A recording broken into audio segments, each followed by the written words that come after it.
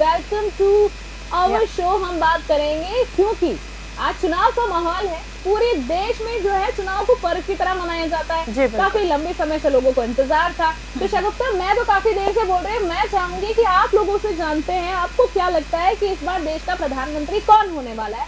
तो सबसे पहले मैं चाहूंगी सुमन आप बताइए कि क्या लगता है आपको कि इस बार चुनाव की जो चुनाव हुए हैं क्या नतीजे आ सकते हैं, कौन बैठेगा प्रधानमंत्री बनकर।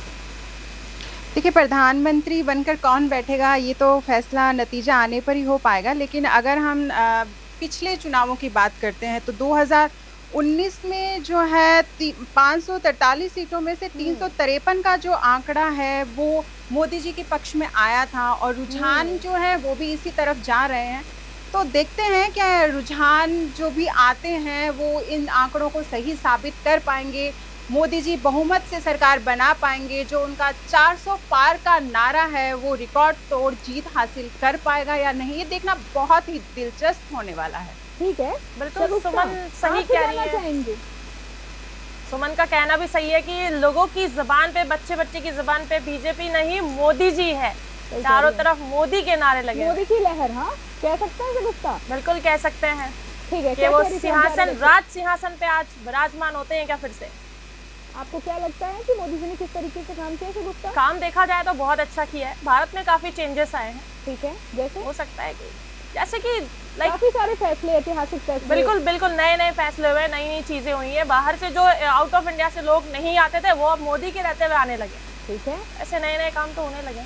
ऐसे नए काम आपसे जानना चाहेंगे सुमन, क्या लगता है आपको कि कांग्रेस ने भी इस बार काफी मेहनत की है? कई जगह तो ऐसे भी सुनने में आ रहा था कि कांग्रेस के जो पलड़े हैं वो जीत लग सकती है। तो आपको क्या लगता है सुमन? नहीं, ये तो एक बहुत ही अच्छा सवाल है आपका। कांग्रेस ने बहुत अच्छा काम किया है। अभी जैसे अंत में उन्होंने पेंशन योजना जारी करी है, वो भी एक बहुत अच्छा उनका जो है एक पहल कह सकते हैं हम। और राहुल गांधी जो है उन्होंने भारत जोड़ो यात्रा जो स्टार्ट करी, वो भी एक बहुत अच्छा कदम था। देखना दिलचस्प रहेगा कि राहुल गांधी की भारत जोड़ो यात्रा का उनको कितना फायदा मिलता है।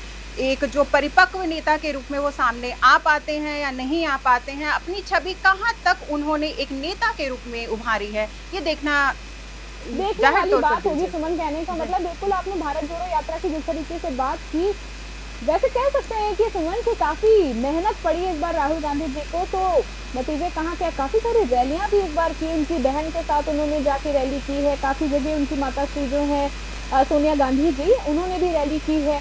तो ये तो खैर आने वाला थोड़ी देर के बाद का ही समय बताएगा। आपसे जानना चाहेंगे शगुफ्ता, किस तरह के काम आपको लगा है कि कांग्रेस पार्टी ने स्टार्ट किया? बिल्कुल काफी अच्छे काम किए हैं, जैसे कि गरीब लोगों को, जो बहुत ही निचले तबके के लोग थे, उनको भी राशन किट दिए गए हैं और काफी सारे सुधार भी किए थे।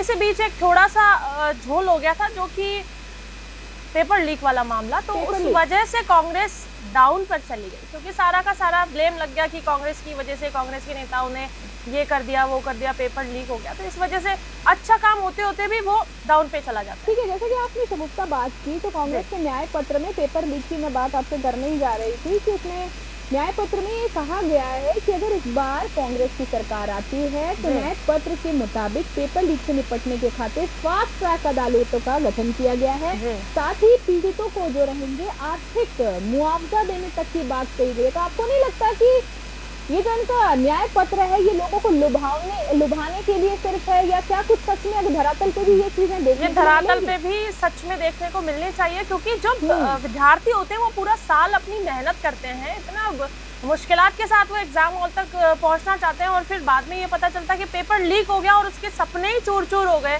तो ये तो गलत है ना। गलत है। सुमन, आपका क्या मानना है कि जैसे कि कांग्रेस पार्टी के, मैंने शगुफ्ता से ये सवाल किया, मैं एक एक करके आप लोगों के विचार जानना चाहूंगी कि इसमें न्याय पत्र में इनके कहा गया है कि पेपर लीक से निपटने के खातिर फास्ट ट्रैक अदालतों का गठन किया गया है, साथ ही गठन किया जाएगा, साथ ही पीड़ितों को आर्थिक मुआवजा देने की भी बात कही गई। तो सुमन, आपको क्या लगता है अगर इनकी सरकार आती है, कांग्रेस सरकार आती है, तो जो विद्यार्थी हैं उनको कितना लाभ देखने को मिल सकता है? क्या कुछ फायदा होगा या सिर्फ किताबी बातें?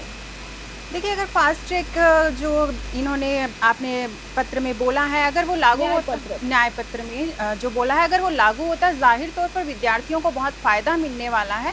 क्योंकि जब भी पेपर लीक का मामला आता है तो बहुत सारे विद्यार्थी जो सालों से तैयारी कर रहे हैं उनकी उम्मीदों पर पानी फिर जाता है। और ये जो पीड़ा है ये वही समझ पाता है जो इतने साल से तैयारी करके एग्ज़ाम में बैठता है और लास्ट में जो एग्ज़ाम का रिजल्ट आने वाला होता है तभी पेपर लीक का मामला करके रिजल्ट जो है रोक दिए जाते हैं या जो परीक्षाएं होती हैं वो खारिज कर दी जाती हैं। तो ये विद्यार्थियों को बहुत बड़ा नुकसान है। इससे बेरोजगारी सालों साल बढ़ती ही जा रही है। वो जो कैंडिडेट हैं वो अगले साल परीक्षा में बैठते हैं तो वो बेरोजगारी का आंकड़ा बढ़ता जा रहा है। अगर कांग्रेस ये नीतियां लेके आती हैं तो जाहिर तौर पर बहुत फायदा होगा। जाहिर तौर पर बहुत फायदा होगा। क्या आशा आपको क्या लगता है? जी, इसी के वजह से ही बेरोजगारी ज़्यादा बढ़ती है, क्योंकि वो बहुत ही निढाल से हो जाते हैं कि हमने जब इतनी मेहनत की थी और इसका रिजल्ट हमें नहीं मिला और इसकी कोई फ़ायदे हमें नहीं मिल पाए, तो फिर जाहिर सी बात है बेरोजगारी तो बढ़ेगी और फिर मुश्किलात भी बढ़ती जाएगी। चलिए ठीक है, मैं बात करती हूँ। हमने बात की थी कांग्रेस के न्याय पत्र के बारे में, मैं बात करती हूँ भाजपा का संकल्प पत्र। शगुफ्ता, आपसे ही पहले मैं जानना चाहूँगी कि भाजपा के संकल्प पत्र में भी ये मेंशन किया गया है पेपर लीक को रोकने के खातिर कानून को सख्ती से लागू करने का वादा किया गया है भाजपा की तरफ से। एक ही तरह का एजेंडा दोनों पार्टियां लेकर आ रही हैं। आपको क्या लगता है उसके बाद जनता जो है अपना उनका जो भाग जो है किसकी तरफ पलट सकता है? आपको क्या लगता है? एक्चुअली जनता देखा जाए तो दोनों साइड है, भाजपा को भी बराबरी दे रही है और कांग्रेस को भी। देखा जाएगा कि राजस्थान की बात करें तो भजनलाल सरकार आई इस बार। क्या आपको अभी तक जितना कार्यकाल उनका रहा, हालांकि इतना लंबा कार्यकाल नहीं रहा है उनका, फिर भी आपको क्या लगता है काफी फिर भी काम जी अभी जो चल रहा है वो काफ़ी अच्छा चल रहा है बनिस्बत जो पहले हुआ था उसके मुकाबले। तो लगता है हो सकता है शायद इस बार बीजेपी। ठीक है, तो आपसे जानना चाहूँगी सुमन की भजनलाल सरकार इस बार आई है, अब वो क्या लगता है कैसा काम कर रही है? आने वाले समय में क्या कुछ देखने के लिए मिल सकता है? अगर भाजपा इस बार फिर से सत्ता में आती है तो क्या कुछ नया देखने के लिए मिल सकता है? क्योंकि हैशटैग बन जाएगा, जैसे कि मैंने पहले भी बताया था कि इससे पहले पंडित जवाहरलाल नेहरू जी जो थे वो 3 बार प्रधानमंत्री बन चुके हैं। अगर मोदी जी ने भी इस रिकॉर्ड को तोड़ दिया तो क्या कुछ बदलाव देखने के लिए मिल सकते हैं? जी रितिका, बदलाव तो जैसा कि अभी भजनलाल जी की जो सरकार आई है सभी को पता है कि अभी बहुत लंबा समय नहीं निकला है, तो ये तो आने वाला समय ही बताएगा कि कैसा रहता है, माहौल कैसा रहता है, उनकी नीतियां कहाँ तक जो है सही साबित होती हैं। क्योंकि हर आने वाली सरकार जो एक नई सरकार आती है अपनी नई नीतियां लेकर आती है, लेकिन वो किस हद तक लागू हो पाती हैं ये देखना दिलचस्प रहेगा। और चाहे कांग्रेस हो चाहे बीजेपी आए, जो मेन जो मुद्दा है वो जनता की भलाई का है, चाहे वो पेपर लीक का मामला हो या जो भी मामले हैं जनता की भलाई के पक्ष में होने चाहिए, सरकार चाहे किसी की भी आए। जी सुमन सही कह रही है कि कई नीतियों को और कई वादों को लेकर आते हैं, फिर बाद में जब वो वादे पूरे नहीं होते हैं तब भी गड़बड़ी हो जाती है। जैसे कि मोदी सरकार आने वाली थी, जब बीजेपी आने वाली थी तो कहा गया था कि कई लाखों लोगों को, बेरोजगारों को नौकरियां दी जाएगी। ये सारी चीजों में काफी ट्रांसपेरेंसी होनी चाहिए। ठीक है, जैसे कि बात की शगुफ्ता ने, तो भाजपा के संकल्प पत्र में मेंशन किया गया है इंफ्रास्ट्रक्चर को लेकर कि इंफ्रास्ट्रक्चर में निवेश कर रोजगार बढ़ाने पर फोकस किया जाएगा। तो आपको क्या लगता है क्या कुछ जो रोजगारी की बात चल रही है कितना सही साबित हो सकती है? जो भी रोजगार होता है, जो भी बेरोजगार इंसान है, देखो उसके बीच में एक ट्रांसपेरेंसी होनी चाहिए। सरकार और जो गरीब तबके के लोग हैं, जो भी जिस भी तरीके के लोग हैं, उनके बीच में एक ट्रांसपेरेंसी, एक पारदर्शिता होनी चाहिए, कुछ भी छुपावा नहीं होना चाहिए। ठीक है, सुमन आपसे बात करना चाहूँगी। कांग्रेस के न्याय पत्र में मेंशन किया गया है सरकारी पदों और परीक्षाओं में आवेदन शुल्क समाप्त करने का वादा किया गया है। सरकारी जो परीक्षाएं होती है उसमें आवेदन शुल्क होता है ना, एंट्री फीस जिसको हम कह सकते हैं, तो उसको माफ़ी करने की बात कही गई है। आपको क्या लगता है कितना फ़ायदा हो सकता है? देखिए, जाहिर तौर पर फ़ायदा तो होगा ही, क्योंकि विद्यार्थी कोई भी एक विद्यार्थी है जो ये एग्ज़ाम्स की तैयारी करता है, ये जो कॉम्पिटिटिव एग्ज़ाम जो देते हैं, वो कोई भी विद्यार्थी एक कंपटीशन एग्ज़ाम नहीं दे रहा होता, उसके साथ साथ 4-5 कोई अलग अलग उसमें शामिल होता है वो। तो इस तरह से अगर वो एक फॉर्म भरता है या 4 फॉर्म भरते हैं, तो अगर उनकी फ़ीस अगर माफ़ कर दी जाए तो उनको जाहिर तौर पर फ़ायदा मिलेगा इस चीज़ का। बिल्कुल सही कह रहे हैं सुमन। आप शगुफ्ता, मैं एक चीज़ और जानना चाहूँगी कि कांग्रेस के न्याय पत्र में मेंशन किया गया है कि 21 साल से कम प्रतिभाशाली और उभरते हुए खिलाड़ियों को हर महीने 10,000 रुपये छात्रवृत्ति देने का वादा किया है। ये काफी अच्छी पहल है, बहुत अच्छी पहल है, लगता है, क्योंकि जो टैलेंटेड बच्चे हैं वो हमारे देश का भविष्य है। अगर इस तरह से उनको प्रोत्साहन मिलता तो कांग्रेस पार्टी ये जो फिलहाल अपने मैनिफेस्टो में बात कह रही है, अगर सच में धरातल पे ये देखने को मिले तो आपको नहीं लगता कि काफी राहत मिलेगी? काफी राहत मिल सकती है, ये सही है। उनको इस तरीके का अप्रिसिएशन मिलता रहना चाहिए, क्योंकि हर इंसान, हर बच्चा जरूरी नहीं कि अफोर्ड कर सके, किसी की फीस ज्यादा भी होती है। अगर ये अफोर्डेबल हो जाए और अगर उनसे नहीं फीस ली जाए तो वो जो भविष्य है, और उनको छात्रवृत्ति के रूप में देने का वादा किया है कांग्रेस के न्याय पत्र में। जी जी, तो बहुत अच्छी बात है। ऐसे बच्चे ही आगे बढ़ पाते हैं, क्योंकि किसी के माँ बाप बहुत ही नॉर्मल फैमिली से होते हैं तो वो नहीं जमा करवाते हैं फीस, तो उसके लिए रियायत तो होनी चाहिए। नहीं जमा करवा पाते हैं। आपसे जानना चाहूंगी जी यही सवाल, यही है। अगर धरातल पर जाकर देखा जाए तो जैसे अभिषेक गुप्ता ने बताया कि हर माँ बाप अफोर्ड नहीं कर पाते हैं, और इसमें सिर्फ एक फीस को लेकर नहीं है, देखा जाए तो इसमें बच्चों को अपनी हेल्थ पे भी बहुत ध्यान देना होता है, एक प्रॉपर डाइट लेनी होती है, जिम जाना होता है, उनके एकेडमी की अगर ड्रेसेस का खर्चा देखा जाए तो वो बहुत आता है, शूज़ का खर्चा बहुत आता है। मतलब इन अगर प्लेयर्स के माँ बाप से बात की जाए तो वो आपको एक एक चीज़ बताएंगे कि किस तरह से वो अपना बजट तैयार करते हैं बच्चों के लिए। तो अगर ये मिलता है सरकार की तरफ से तो खिलाड़ियों को बहुत फायदा होने वाला है। जैसे कि सुमन ने बजट की बात की तो मुझे कल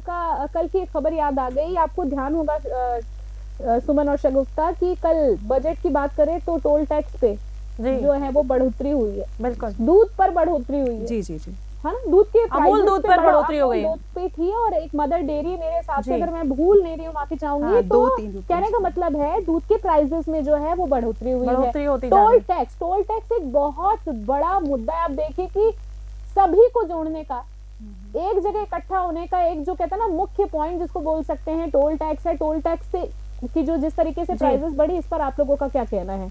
कितना फायदा और कितना नुकसान देखने के लिए मिल सकता है जनता को? नुकसान तो है ही, क्योंकि ऑलरेडी इतने सारे टोल टैक्स आते हैं जो बाहर निकलता है, इंसान उससे सभी राज्यों को जोड़ते हैं, सभी राज्यों को जोड़ते हैं। बिल्कुल, और कंटिन्यूटी में जैसे अब शायद 25 रुपए ऐसा कुछ बढ़ाया गया है, तो और एक्स्ट्रा चार्जेस बढ़ते जा रहे हैं। और रही बात दूध की, तो बेसिक नीड है शगुफ्ता, बिल्कुल बेसिक नीड है हर घर की, और जरूरी नहीं है कि हर कोई इसको इतना अफोर्ड कर सके। और लोकसभा चुनाव के ठीक बीच इस तरीके का फैसला आना, काफी इस बारे में कल चर्चाएं हुई, काफी आपने देखा होगा कि सारे मीडिया चैनल्स की भी अगर हम बात करें, आम लोगों की बात करें, तो काफी गरमाया हुआ मुद्दा था। सुमन, आपका क्या कहना है इन दोनों मामलों को लेकर, दोनों चीजों को लेकर? देखा जाए तो आम आदमी की सोच से अगर हम देखते हैं तो जब भी महंगाई बढ़ती है लपेटे में आम आदमी ही आता है।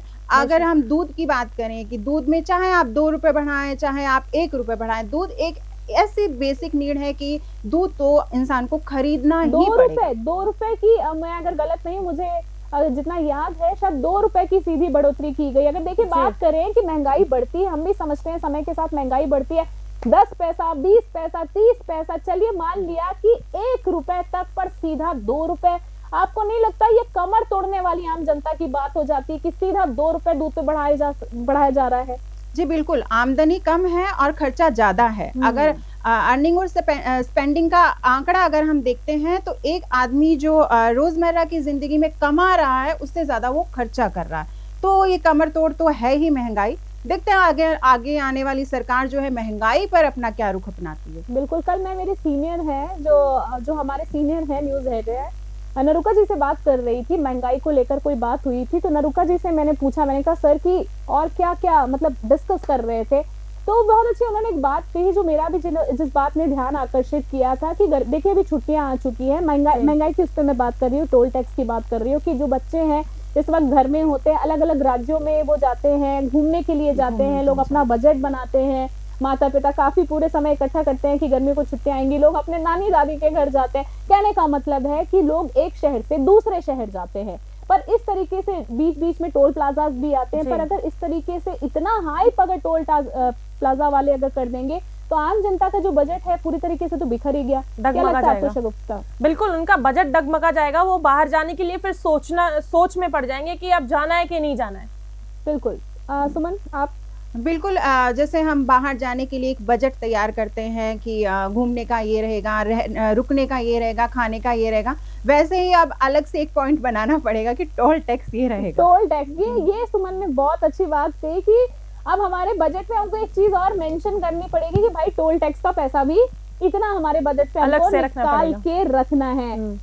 पर्यटन के लिए मैं भाजपा के मैनिफेस्टो की अगर बात करूं सुमन आपसे, कि पर्यटन क्षेत्र के रोजगार के अवसर प्रदान करना चाहती है भाजपा अगर इस बार सत्ता में आती है।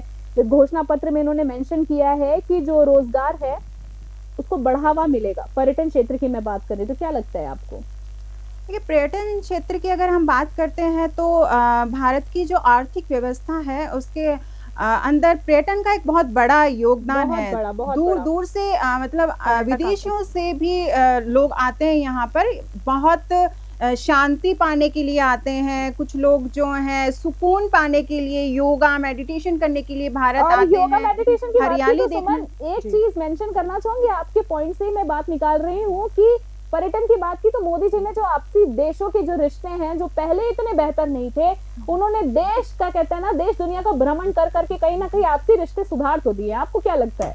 जी बिल्कुल, ये बिल्कुल सही बात है। जैसे अभी देखा जाए तो जो उन्होंने जो ये लोकतंत्र का जो एक बहुत जी, अच्छा जी। उन्होंने उदाहरण जो है विदेशों में साबित करके दिखाया है। स्थापित किया है। आपसी देशों से जो रिश्ते हैं बहुत बेहतरीन हो जी, गए। अभी हाल ही में फ्रांस के राष्ट्रपति भी आए थे यहाँ बिल्कुल, इंडिया, बहुत बड़ा कार्यक्रम था। ये बहुत जी। बड़ी बात है। जी जी सुमन। जी, मोदी जी ने विदेशों से हमारे रिश्ते तो बहुत अच्छे से सुधारे हैं। ये एक कहने वाली बात है। बहुत अच्छे रिश्ते हो गए हैं विदेशों से। आज तक के इतिहास में अगर देखा जाए तो सबसे ज्यादा विदेशों में भ्रमण भी शायद मोदी जी ने ही किया है। बिल्कुल सही कह रही है शगुफ्ता। और सुमन से जो हम चर्चा है जारी रखेंगे थोड़ी समय बाद। शगुफ्ता आपको अच्छे से ब्रीफ करेंगी। काफी सारे हम जैसे कि मैंने बोला राजनीतिक विशेषज्ञ मैं कहूंगी, क्योंकि लंबा अनुभव है उन लोगों को। तो काफी सारी आज हम बात करेंगे भाजपा के बारे में, बात करेंगे कि भाजपा ने आज तक इतने समय में क्या कुछ किया है इस मतगणना के बीच, कांग्रेस पार्टी और इसके अलावा अन्य पार्टियों के बारे में भी बात करेंगे। तो इसके बाद जो है मेरे साथ सुमन और शगुफ्ता जो है वो आपके साथ जुड़ेंगी। अभी वक्त हो चला एक छोटे से ब्रेक का। ब्रेक के बाद बने रहें न्यूज़ 21 के साथ।